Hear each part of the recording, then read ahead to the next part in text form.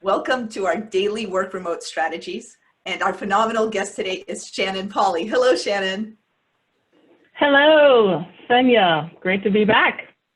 You may already recognize her from when she did the how to present like a rock star. But today we're talking about a book, there she is right there, a book that Shannon edited called Character Strengths Matter. And it's an awesome book. I love this book.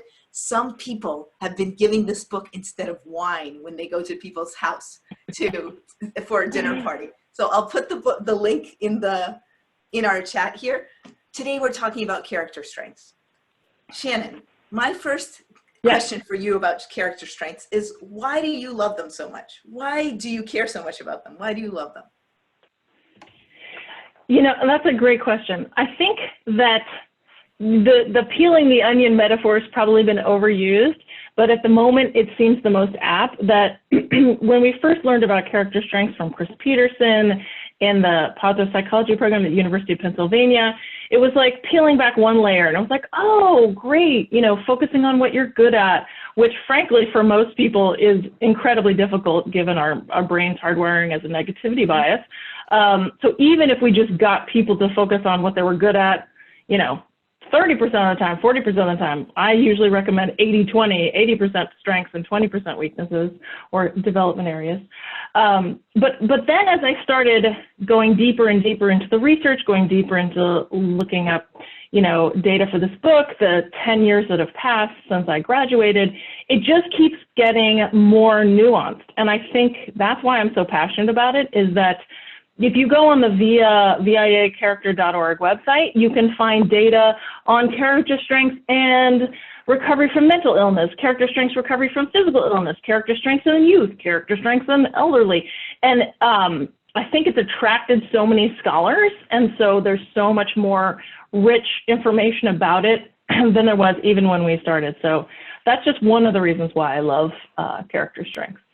So that when you started working with it, it was exciting and interesting for itself, but you're just noticing more and more details and nuances. Yes, and I think that the thing that I find when I work on it with organizations is that people tend to think that they get it right away, but they're not actually looking underneath for some of the nuances of the data. And so that's the challenging thing. It's like, they're like, yeah, I get it. I should focus on my strengths. Okay, whatever. What's the next, you know, new hot thing? And I want to be like, no, have you read, you know, Ryan Nemec's book about mindfulness and character strengths, or character strengths in movies? You know, so I feel like there's so much more that can be mined if people actually had that mindset, the beginner's mindset, and sort of went into looking at it as if it was for the first time. That's awesome. A lot of the people on our call, we're seeing them, they're people who have done their strengths. So they're people who are familiar with VIA character strengths. What is one of those nuances that you actually think is really cool? Or when a client of yours has gotten it, you said, oh, that's it. That's what I mean by peeling back the layer. You know, there's so much data on it. One of them is the link between character strengths and well-being, but it also ties into having meaning and purpose and emotional intelligence. That those three things combined are like the mecca of bringing your strengths to work and having success at work. And so for me, that is one of the things that really resonates, because I do a lot of work with emotional intelligence as well, which I think is, I think when people get the EQ, it's actually more complex and it's harder to decipher, whereas I think character strengths comes across as deceptively simple. And so combining those two things, because, you know, even Ryan Nemec talks about social intelligence as a very complex strength. I like seeing those things combined and talking about meaning in life as well, because I think, you know, we spend 80% of our life at work, and as coaches, we try to coach people to be able to find that meaning. So those three things combined are just one of the pieces of research that I really like. So it sounds like an implicit suggestion from you is look at your strengths, review your strengths, but then look at your strengths again. So don't kind of, oh, I've done my strengths. Yeah, I did that 6 months ago, but keep revisiting it or revisiting the link between it and emotional IQ. Yeah, yeah. I think that we can become a little complacent and we're like, oh yeah, I did that, onto the hot new thing, because our brains like novelty, as opposed to going deeper. We tend to go wide instead of deep. And the research that I was talking about was actually a 3-year analysis of employee engagement drivers. So character strengths is one of the most crucial drivers of employee engagement, but also managing your emotions and aligning your purpose. So those are the 3 things that if you're feeling burnout at work, which given the current situation could be based on a lot of different things, but those are the things that I would suggest going to, and not just taking it for granted, like, yeah, I have that list on my desk. Yeah. Okay, awesome. What about in these times? So we're offering these webinars because it's in these coronavirus times. How have you either seen a client use their strengths during these times or other times of tension or difficulty? Or how would you recommend that someone actually look at things that they've looked at as their strengths, but apply it in a difficult situation? Good question. I like both of those questions. Maybe I'll answer both of them. So the first one is about a client. So I've had a lot of coaching clients who just felt overwhelmed, and they said, I'm going to wait to reschedule until July, or, I just have to, putting out fires right now. And I have this one client who has self-regulation as a top strength. And he said, I still go for a run every day, and I wouldn't give that up. And I thought about canceling our session, but I just decided, well, why would I do that? Like, this is the time when I need to develop, and this is what I need. I'm not going to let that go by the wayside. So I think it had something to do with his sort of wisdom and his self-regulation of saying, this is the time when I really need to dig in. And he's a client that has he's quite skeptical, actually, of, whether people can actually change. And so we're having very intense debates about that in our sessions. And I love the fact that he was willing to show up. So that's one example of where I think his strength helped him in this time. The second part of your question was about just in general, how we can use strengths during these times. Remind me. Yes, because sometimes we think, oh, I got this list of strengths. This is great. I feel really great about this list. This is awesome. I'm going to go out and do these things. I'm going to be more curious, more kind, more brave. I'm going to do more socially intelligent. So that's all in good times. But if something is about to happen and it is, and it's not great, then what should you do? That's a good question. I have noticed in myself that I tended to overuse my strengths in this time of stress, especially initially. I was like, perseverance is a top strength. So, as this happened, I was like, I'm going to produce a video of myself doing online training so that I can pivot my business, and I'm going to call up every client, make sure they get back to me. And then I was like, and my kids are going to do every single assignment at school. I am going to take the dead bee and pollinate the plants with them.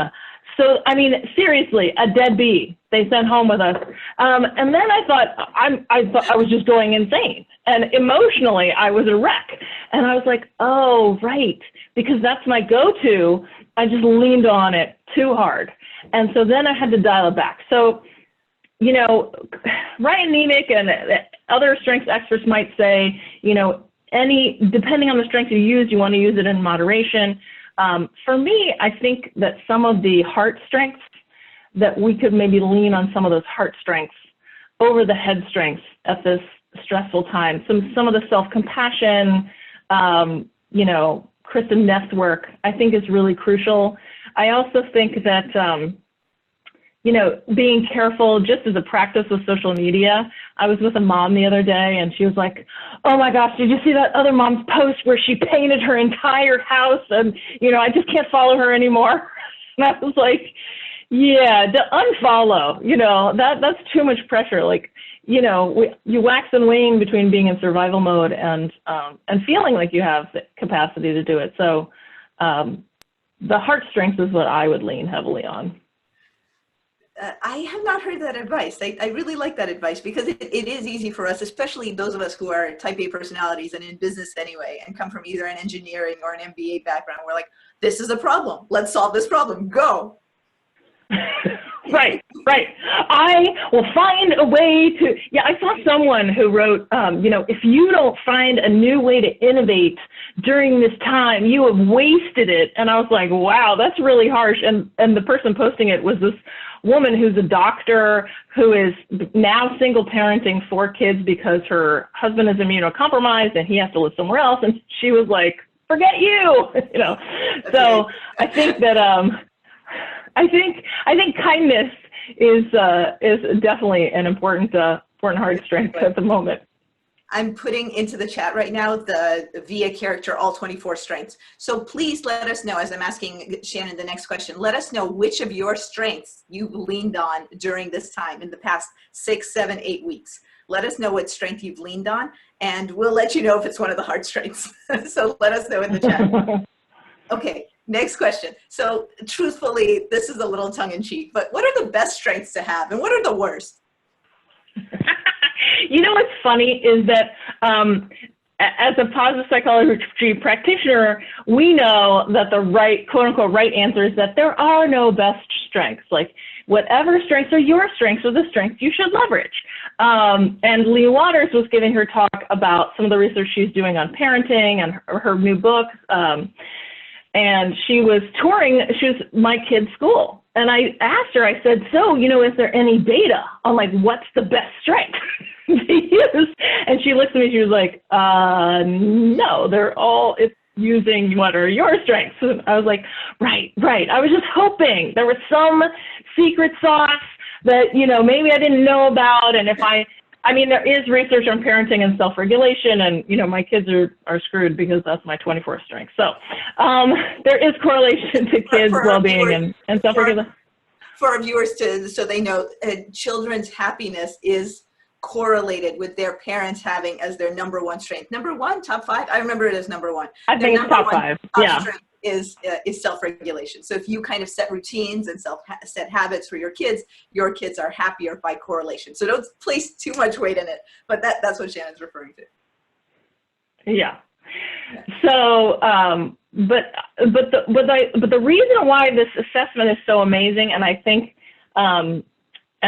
that's why, when Chris Peterson was talking about submitting a journal article about how all of the strengths were correlated, were the same top, range to lesser strengths around the world, that they designed. They spent 5 years designing an assessment that could assess people universally, and the people who peer reviewed it were like, well, that's not interesting. It's all the same. And he was like, no, don't you understand? Like the fact that in Azerbaijan and the US, we have the same top strengths and the same bottom strengths. That's pretty amazing. So that's why I feel like it's in some ways underappreciated because it's so well designed.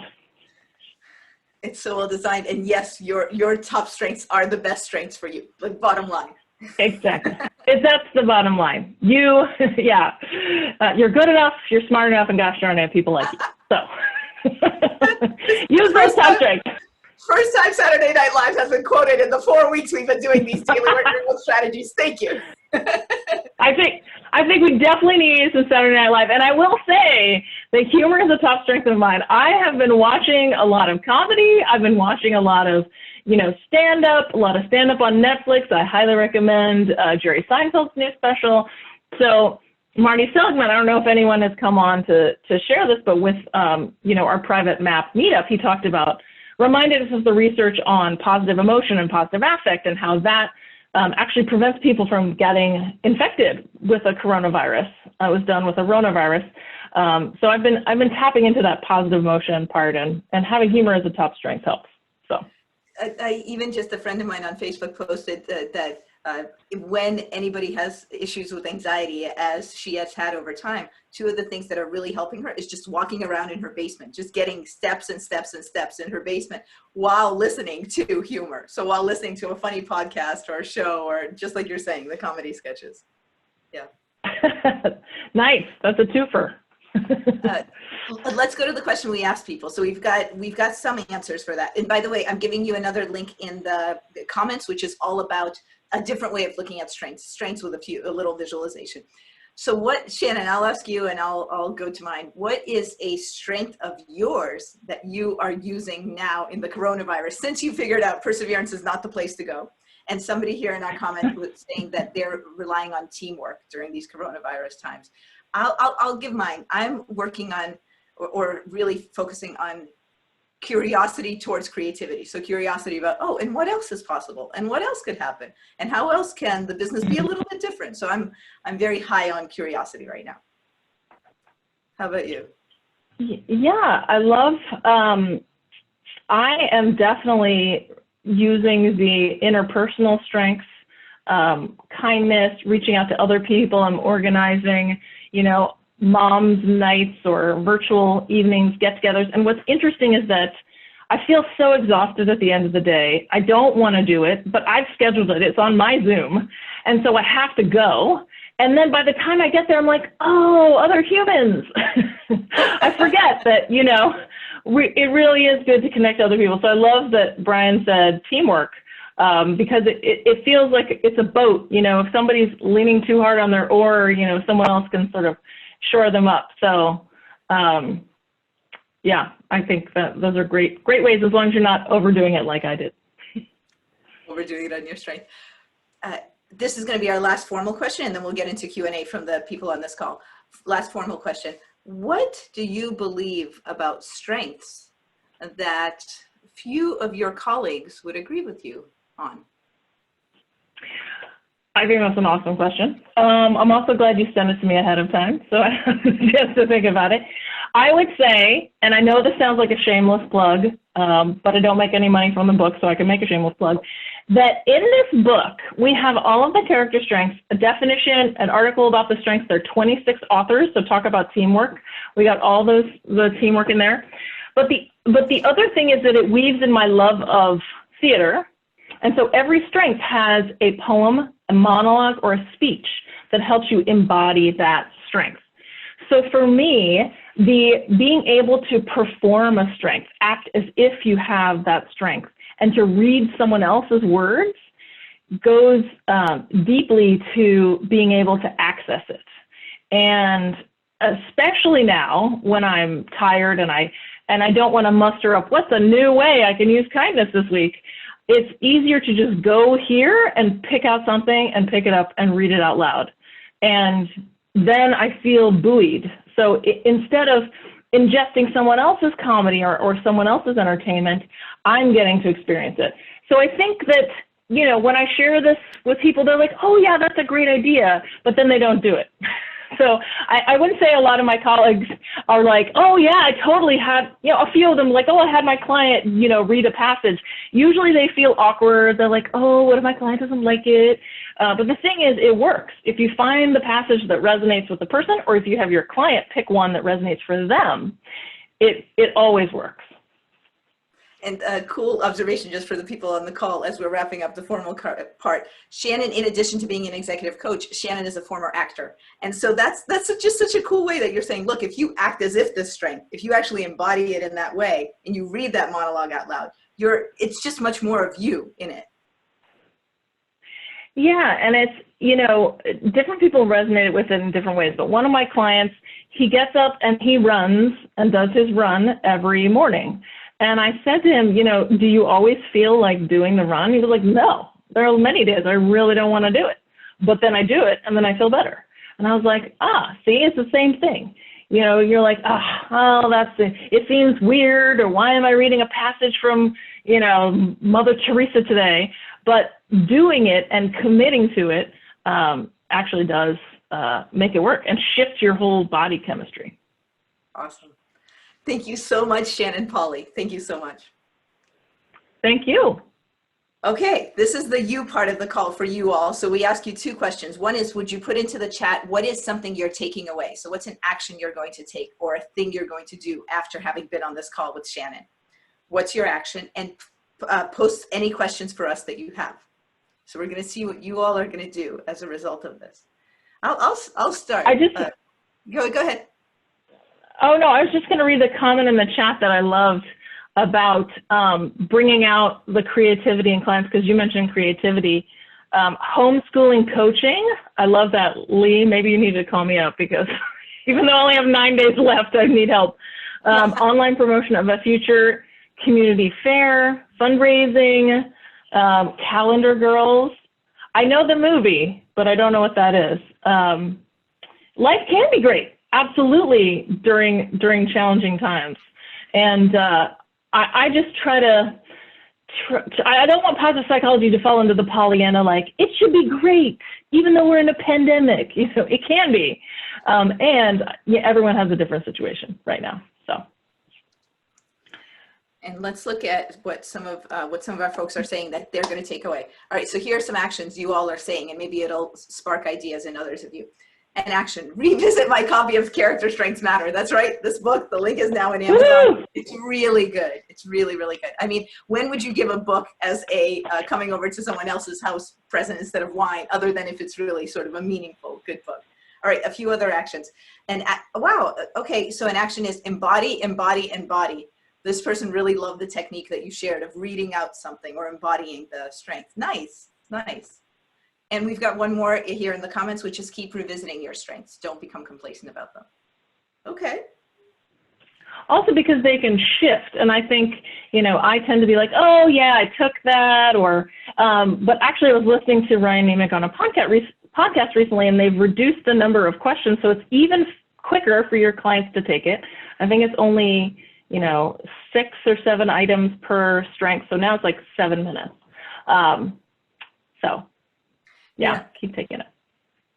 And I actually think, in terms of what you believe about strengths that few of your colleagues believe, I think you and I are the same about this. Our strengths change over time.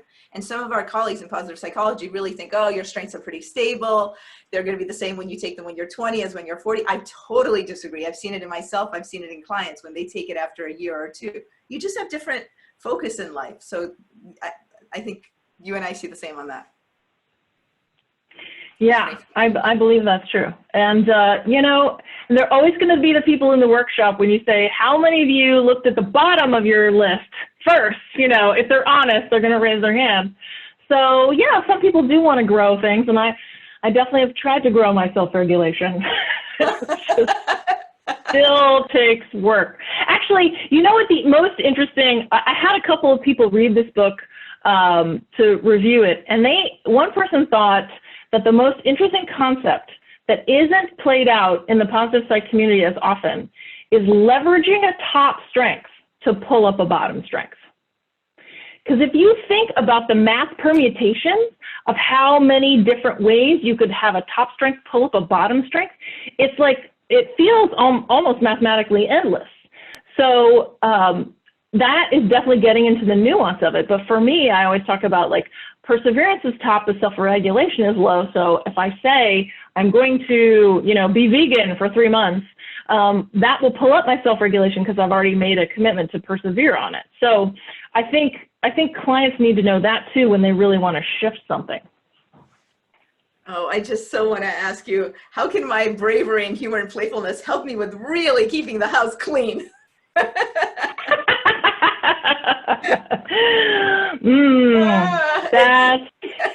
That's a problem. Somebody else is saying they're really going to try to grow their humor, even if it's not in the top 5.